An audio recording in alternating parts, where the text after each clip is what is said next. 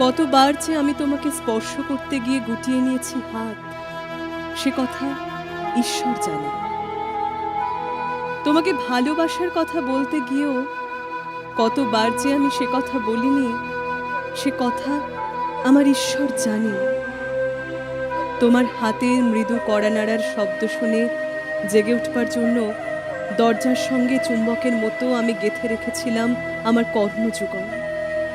তুমি এসে আমাকে ডেকে বলবে, এই ওঠো, আমি আমি আর আমি এ কি শুনলাম, এই মতো উল্লাসে নিজেকে নিক্ষেপ করব তোমার উদ্দেশ্যে। কতবার যে এরকম একটি দৃশ্যের কথা আমি মনে মনে কল্পনা করেছি, সে কথা আমার ঈশ্বর জানে। আমার চুল পেকেছে তোমার জন্য, আমার গায়ে জ্বর এসেছে তোমার জন্য। আমার ঈশ্বর জানেন আমার মৃত্যু হবে তোমার জন্য।